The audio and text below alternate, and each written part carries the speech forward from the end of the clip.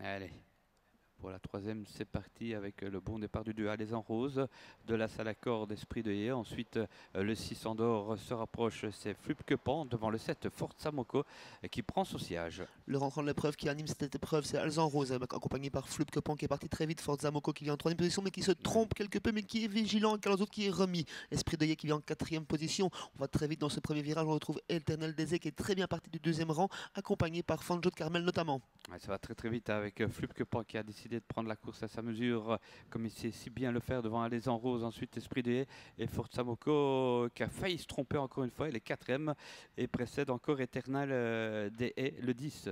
Flupkepan aux avant-postes, comme il aime le faire, il va être repris dans quelques instants. Alzan Rose dans son sillage, Esprit de Haie qui vient en troisième position, Forza Moko qui vient en quatrième position, toujours côté corde. On progresse à deux avec le numéro 5 qui est parti au trot. Aujourd'hui, c'est Gun de Schlancy. On tente de progresser la regarde avec le numéro 7, le numéro 4, pardon, Fairway Discott, mais plutôt à flanc de peloton pour le moment. Tandis que Eternal Day vient ensuite avec Épinard, devant Flupkepan, devant Les en Rose, Esprit de Haie, ensuite le 5 en d'or, Gun de Chancy.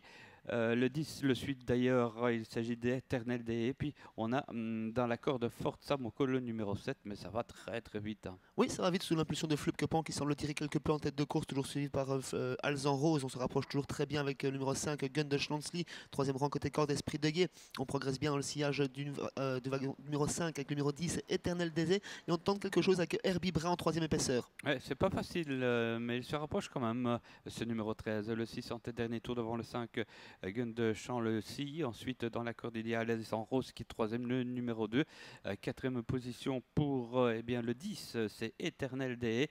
Herbie Brun poursuit sa progression hein, avec Esprit des Haies qui tente de venir avec lui et Forza Moko côté corde. Flupkepan qui va toujours très bien aux avant-postes, qui se relance même, toujours attaqué par le numéro 5, Gun de Schlancy à son extérieur. Le très bon parcours pour le numéro 10, Eternel des Haies. Et Herbie Brun qui tente de se rabattre également. Épinard qui tente de quitter la corde. Esprit de Haie qui fait l'intérieur. Et Fanjo de Carmel qui vient ensuite, mais toujours à distance de Flupkepan qui se balade pour le moment en tête, David. Oui, Eternal Day, c'est pas mal aussi, hein, le 10 qui est plein gaz en troisième position devant ce numéro 3, Fanjo de Carmel, avec toujours Flupkepan, va-t-il tenir devant le numéro 5, Gun de Chancy, ensuite Herbie Brun dans la corde en d'or, voici le 10, Eternel des Haies, suivi de Fanjo de Carmel, et derrière eux, Forza Moko et Esprit de Haie qui est en difficulté, tandis qu'en d'or, Épinard se rapproche pour une petite place. Flupkepan toujours aux avant-postes, mais sèchement attaqué par Eternel Désé qui prend l'avantage, le numéro 10 devant Flupkepan et Fanjo de Carmel. Ensuite, on tente de se relancer côté corde avec le 5, Gun de Chancy. On termine bien tout à l'heure avec le numéro 9, Feria Toulé, mais c'est gagné pour le numéro 10, Eternel Désé devant le numéro 3,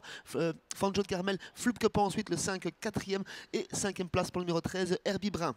Voilà, Eternel Day qui a eu un parcours en or et qui est venu s'imposer à la fin hein, devant le 3, Fanjo de Carmel, le 6, Flupkepan est troisième.